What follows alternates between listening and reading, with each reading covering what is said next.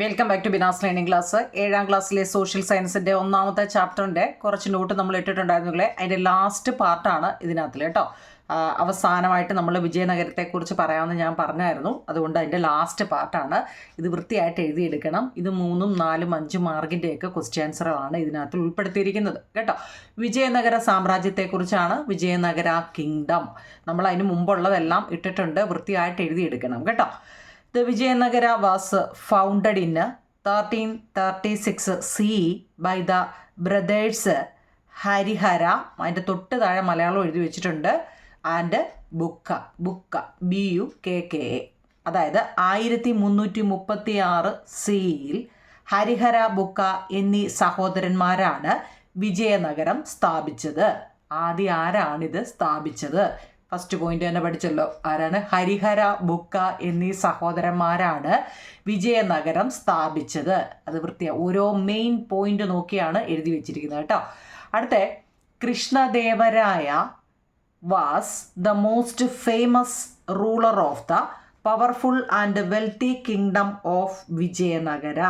രണ്ടാമത്തെ നോക്കി എല്ലാം പ്രധാനപ്പെട്ട പോയിന്റുകളാണ്. ഇത് 1 മാർക്കിൻ്റെയും ചോദ്യങ്ങളാണ് കേട്ടോ. ശക്തനും സമ്പന്നനുമായ, പവർഫുള്ളാണ് ആൻഡ് വെൽത്തി കിങ്ഡം, ശക്തനും സമ്പന്നനുമായ രാജ്യത്തിൻ്റെ ഏറ്റവും പ്രശസ്തനായ ഭരണാധികാരിയായിരുന്നു കൃഷ്ണദേവരായ. ഒന്നാമത്തെ എന്താ നിങ്ങളെ? ഹരിഹരൻ ബുക്ക എന്നീ സഹോദരന്മാരാണ് വിജയനഗരം സ്ഥാപിച്ചത്. 2, ശക്തനും സമ്പന്നനുമായ രാജ്യത്തിൻ്റെ ഏറ്റവും പ്രശസ്തനായ ഭരണാധികാരിയായിരുന്നു കൃഷ്ണദേവരായ. 3, വിജയനഗര അതായത് city of victory was the came of both a city and a kingdom. Vijayanagaram അല്ലെ വിജയത്തിൻ്റെ നഗരം എന്നത് ഒരു നഗരത്തിൻ്റെയും രാജ്യത്തിൻ്റെയും പേരായിരുന്നു. വിജയനഗരം അല്ലെങ്കിൽ വിജയത്തിൻ്റെ നഗരം എന്നത് ഒരു നഗരത്തിൻ്റെയും രാജ്യത്തിൻ്റെയും പേരായിരുന്നു. The region of Krishnadevaraya was a period of imperial expansion and development of the empire. കൃഷ്ണദേവരായയുടെ ഭരണകാലം രാജ്യവ്യാപനത്തിൻ്റെയും വികസനത്തിൻ്റെയും കാലഘട്ടമായിരുന്നു. കൃഷ്ണദേവരായയുടെ ഭരണകാലം രാജ്യവ്യാപനത്തിൻ്റെയും വികസനത്തിൻ്റെയും കാലഘട്ടമായിരുന്നു. Apart from constructing more facilities in the capital city of Hampi, he also built new forts, palace and temples. Capital city അത് ഏതൊക്കെയാണെന്ന് നോക്കി. തലസ്ഥാന നഗരമായ ഹംപിയിൽ കൂടുതൽ സൗകര്യങ്ങൾ നിർമ്മിച്ചതിന് പുറമെ അദ്ദേഹം പുതിയ കോട്ടകളും കൊട്ടാരങ്ങളും ക്ഷേത്രങ്ങളും നിർമ്മിച്ചു എന്നതാണ്.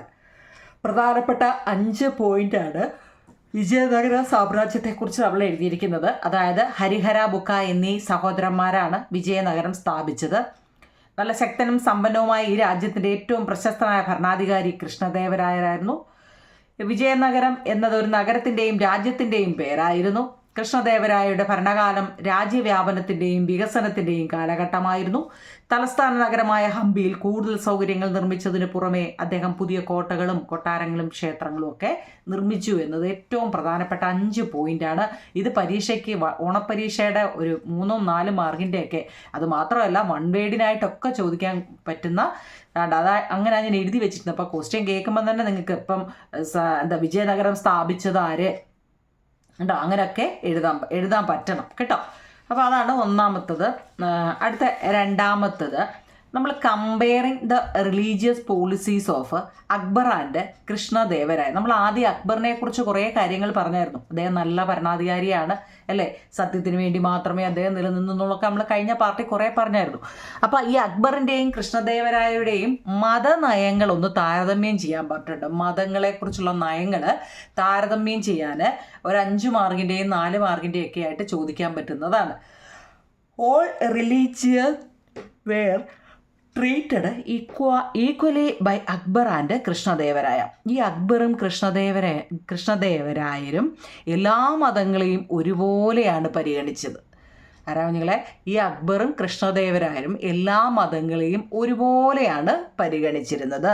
The people of different religions were allowed to follow their beliefs freely. The people of different religions were allowed to follow their beliefs freely. വിവിധ മതങ്ങളിൽപ്പെട്ട ആളുകൾക്ക് അവരുടെ വിശ്വാസങ്ങൾ സ്വതന്ത്രമായി പിന്തുടരാൻ അനുവദിച്ചു. കണ്ടോ, കാണാൻ പറ്റുന്നുണ്ടല്ലോ, അനുവദിച്ചു. എന്നാൽ both rulers have religious tolerance. ഇരു ഭരണാധികാരികൾക്കും മതസഹിഷ്ണുതയുണ്ട്. റിലീജിയസ് ടോളറൻസ് എന്ന് വെച്ചാൽ അവർക്ക് മതസഹിഷ്ണുത ഉണ്ട്. അതുപോലെ during there period people got equal justice and equal consideration. അവരുടെ കാലഘട്ടത്തിൽ ആളുകൾക്ക് തുല്യ നീതിയും തുല്യ പരിഗണനയും ലഭിച്ചു. റെസ്പെക്റ്റ് ഫോർ ഡൈവേഴ്സിറ്റി, വൈവിധ്യത്തോടുള്ള ബഹുമാനം. അപ്പോൾ ഈ 5 പോയിന്റാവും നിങ്ങൾ ഇവിടെ എഴുതി വെച്ചിരിക്കുന്നത്. ഇത് വളരെ ഇമ്പോർട്ടൻ്റ് ആണ്. നമ്മുടെ അക്ബറിൻ്റെയും കൃഷ്ണദേവരായരുടെയും മതനയങ്ങൾ താരതമ്യം ചെയ്യാനാണ് പറഞ്ഞിരിക്കുന്നത്. അക്ബറും കൃഷ്ണദേവരായരും എല്ലാ മതങ്ങളെയും ഒരുപോലെ വിശ്വസിച്ചിരുന്ന 2 പേരായിരുന്നു.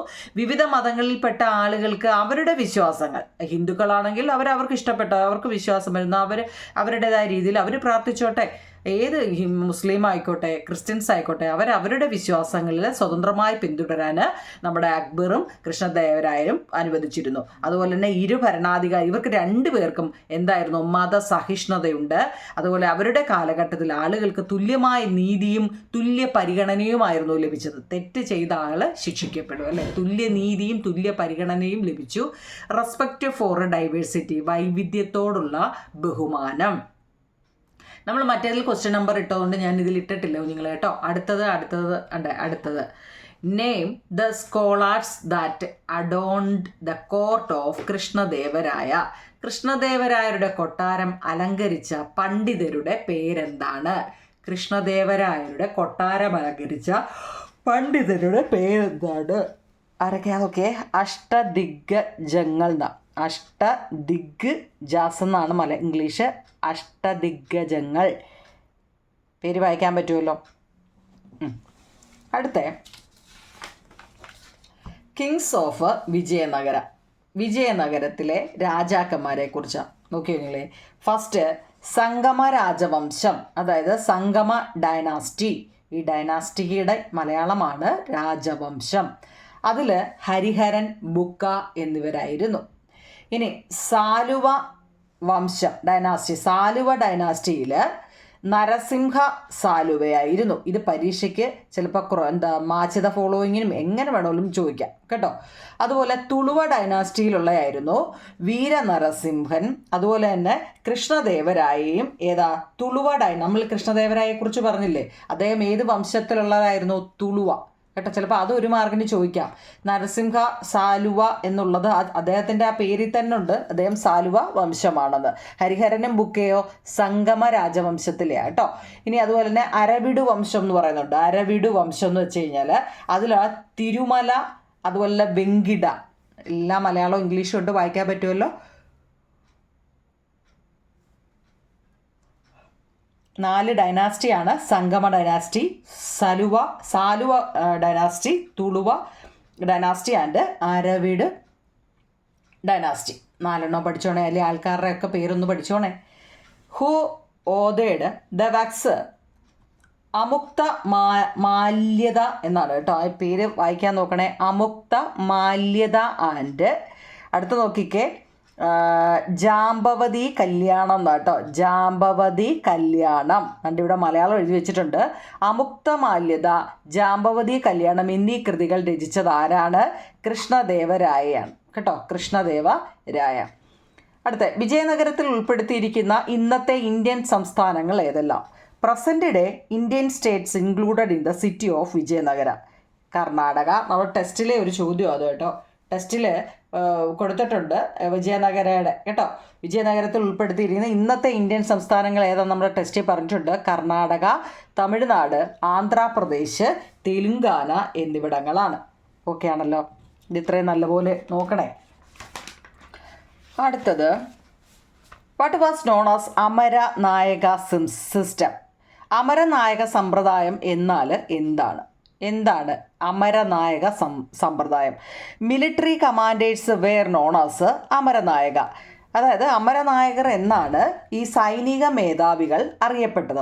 സൈനിക മേധാവികളെ അമരനായകർ എന്നാണ് അറിയപ്പെട്ടത്. The kings allotted lands known as amara to them. രാജാക്കന്മാർ അവർക്ക് അമര എന്നറിയപ്പെടുന്ന കുറച്ച് ഭൂമി അനുവദിച്ചു കൊടുത്തു. The administration of amara was carried out by amaranayakas. ഈ അമരയുടെ ഭരണം നടത്തിയിരുന്നത് അമരനായകരായിരുന്നു. Amaranayakas had the right to collect taxes from these areas. ഈ പ്രദേശങ്ങളിൽ നിന്നും നികുതി പിരിക്കാൻ അമരനായർക്ക് അവകാശമുണ്ടായിരുന്നു. 4 പോയിൻ്റേ ഞാൻ എഴുതിയുള്ളൂ. ആ 4 പോയിൻറ്റും എഴുതിയെടുക്കണം കേട്ടോ. ചെറുത് നോക്കി 4 പോയിൻ്റാണ്. നമ്മുടെ അമരനായക സമ്പ്രദായം എന്ന് വെച്ച് കഴിഞ്ഞാൽ സൈനിക മേധാവികൾ അമരനായകർ എന്ന പേരിലാണ് അറിയപ്പെട്ടത്. ഈ രാജാക്കന്മാർ അവർക്ക് അമര എന്ന പേര് കുറേ ഭൂമി അനുവദിച്ചു കൊടുത്തു. ഈ അമരയുടെ ഭരണം നടത്തിയിരുന്നത് അമരനായകരാണ്. ഈ പ്രദേശങ്ങളിൽ നിന്നും നികുതി പിരിക്കാൻ അമരനായകർക്ക് അവകാശം ഉണ്ടായിരുന്നു.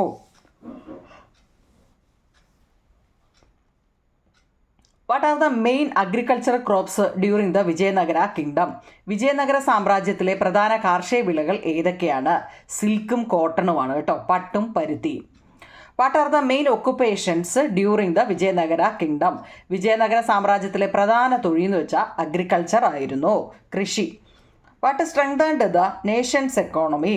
രാഷ്ട്രത്തിൻ്റെ സമ്പദ് വ്യവസ്ഥയെ ശക്തിപ്പെടുത്തിയത് എന്താണ്? Income from trading. വ്യാപാരത്തിൽ നിന്നുള്ള വരുമാനമായിരുന്നു. അവരുടെ കൃഷിയായിരുന്നല്ലോ, അപ്പം വ്യാപാരത്തിൽ നിന്നുമുള്ള വരുമാനമായിരുന്നു. ഇത് ഓരോന്നും പ്രധാനപ്പെട്ടതാണ്, എഴുതിയെടുത്തോണേ. അടുത്ത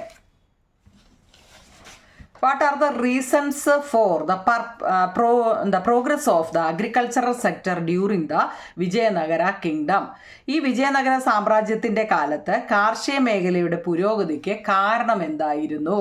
വിജയനഗര സാമ്രാജ്യത്തിൻ്റെ കാലത്ത് കാർഷിക മേഖലയുടെ പുരോഗതിയുടെ കാരണം എന്തായിരുന്നു? ആ പേര് നോക്കണേ നിങ്ങൾ. കമലപുരം തടാകം, Kamalapuram lake, constructed in 15th century CE.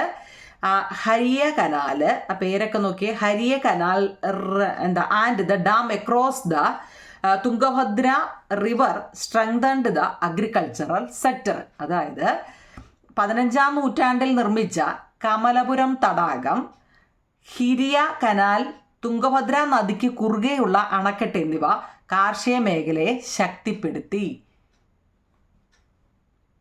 കാണാൻ പറ്റുന്നുണ്ടല്ലോ. അടുത്ത what are the main income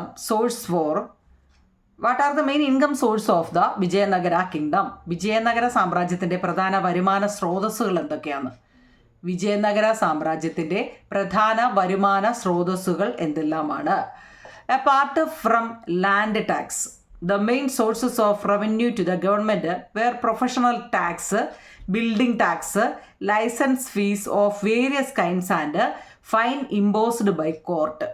എന്ന് വെച്ചാൽ നമ്മുടെ ഭൂനികുതി കൂടാതെ, നമ്മുടെ ഭൂമിക്ക് നമ്മൾ ടാക്സ് അടയ്ക്കില്ല, അത് കൂടാതെ സർക്കാരിൻ്റെ പ്രധാന വരുമാന സ്രോതസ്സുകൾ പ്രൊഫഷണൽ നികുതി, കെട്ടിട നികുതി, വിവിധ തരത്തിലുള്ള ലൈസൻസ് ഫീസ്, കോടതികൾ ചുമത്തുന്ന പിഴകൾ എന്നിവയായിരുന്നു.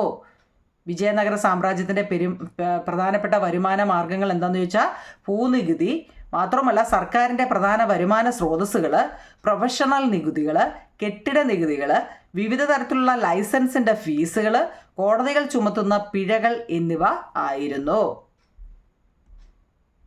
കോടതികൾ ചുമത്തുന്ന പിഴകൾ എന്നിവ ആയിരുന്നു.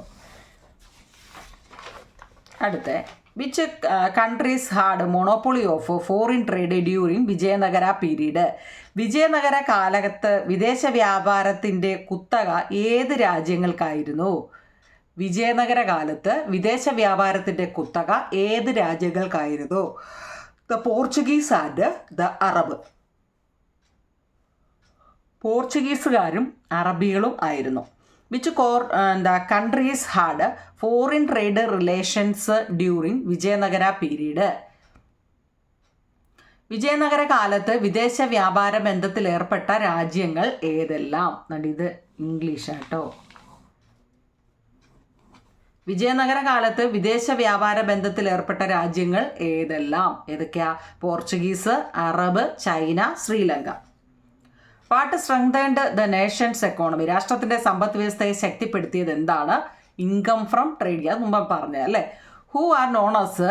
കുതിരച്ചെട്ടികൾ എന്ന് വെച്ചാൽ എന്താണ്? കുതിരച്ചെട്ടീസ് എന്ന് വെച്ചാൽ എന്താണ്? Local traders engaged in horse trading. കുതിര കച്ചവടത്തിൽ ഏർപ്പെട്ടിരുന്ന പ്രാദേശിക കച്ചവടക്കാരാണ്. കുതിര കച്ചവടത്തിൽ ഏർപ്പെട്ടിരുന്ന പ്രാദേശിക കച്ചവടക്കാരാണ്. The foreign country that overtook the Arab and took over the trade monopoly. അറബികളെ പിന്തള്ളി കച്ചവട കുത്തക ഏറ്റെടുത്ത വിദേശ രാജ്യം പോർച്ചുഗീസാണ്. What proves the trade relationship with China? ചൈനയുമായുള്ള കച്ചവട ബന്ധത്തെ തെളിയിക്കുന്നത് Chinese pottery from the city. നഗരങ്ങളിൽ നിന്നും ലഭിച്ച ചൈന പാത്രങ്ങളുണ്ടല്ലോ, ചൈനീസ് മൺപാത്രങ്ങളാണ് കേട്ടോ. ഇതൊക്കെ 1 മാർക്കിൻ്റെ ചോദ്യങ്ങളാണ്. അത് വൃത്തിയായിട്ട് എഴുതിയെടുക്കുക. അടുത്ത ലാസ്റ്റ് ക്വസ്റ്റ്യൻ, വിജയനഗര സാമ്രാജ്യത്തെ സാംസ്കാരിക സമന്വയത്തെക്കുറിച്ച് എഴുതാൻ. വിജയനഗര സാമ്രാജ്യകാലത്തിലെ സാംസ്കാരിക സമന്വയത്തെക്കുറിച്ച് എഴുതാൻ. അതായത് cultural integration during Vijayanagara kingdom. ഞാൻ 2 പോയിന്റ് എഴുതിയിട്ടുള്ളൂ. Many schools were established for the study of Veda and Shastra. വേദങ്ങളും ശാസ്ത്രങ്ങളും പഠിക്കുന്നതിനായിട്ട് നിരവധി വിദ്യാലയങ്ങൾ സ്ഥാപിച്ചു. The Vijayanagara period witnessed precedented growth in the field of art, architecture, sculpture, literature and music. കല, വാസ്തുവിദ്യ, ശില്പകല, സാഹിത്യം, സംഗീതം തുടങ്ങിയ മേഖലകളിൽ വിജയനഗര കാലഘട്ടം അഭൂതപൂർവമായ ഒരു വളർച്ചയ്ക്ക് സാക്ഷ്യം വഹിച്ചു. അപ്പം ഞാൻ ഇതിനകത്ത് 5-6 പോയിന്റ് ഉണ്ട്. ഞാനതിൽ ചെറുത് നോക്കിയാണ് കൾച്ചറൽ ഇൻ്റഗ്രേഷൻ ഓഫ് വിജയനഗര കിങ്ഡത്തിൻ്റെ, വിജയനഗര സാമ്രാജ്യകാലത്തെ സാംസ്കാരിക സമന്വയത്തെക്കുറിച്ച് കുറിപ്പെഴുതാൻ നമ്മുടെ ടെസ്റ്റിൻ്റെ ലാസ്റ്റ് ക്വസ്റ്റ്യനാണ്. അപ്പോൾ ഞാനത് ചെറുത് നോക്കി 2 എഴുതിയതാണ് കേട്ടോ. ഇത് വൃത്തിയായിട്ട് എഴുതിയെടുക്കണം. അപ്പോൾ ഇത്രയും മതി കുഞ്ഞുങ്ങൾ. ഈ ചാപ്റ്ററിനകത്തിലൊക്കെ ഇത്രയൊക്കെ മതി. ഇത് വൃത്തിയായിട്ട് എഴുതിയെടുക്കുക. ഞാൻ പുസ്തകം മാറിയപ്പോൾ തന്നെ കുറേ നോട്ട് ഇട്ടിട്ടുണ്ടായിരുന്നു. പിന്നെ ഈ വർഷവും ഞാൻ ഒരു നോട്ട് ഇട്ടിട്ടുണ്ട്. ഇപ്പോൾ ഇത് 2ാമത്തെയാണ് ഈ വർഷം തന്നെ ഇതിടുന്നത്. എന്തായാലും ഒരുപാട് ക്വസ്റ്റ്യൻ ആൻസറുകൾ ഇതിനകത്ത് അങ്ങോട്ടും ഇങ്ങോട്ടും ഒക്കെ ഇട്ടിട്ടുണ്ട് കേട്ടോ. വൃത്തിയായിട്ട് എഴുതിയെടുക്കുക. ഓക്കെ കുഞ്ഞുങ്ങളെ, താങ്ക് യു. നമുക്ക് 2ാമത്തെ ചാപ്റ്ററിൽ കാണാം.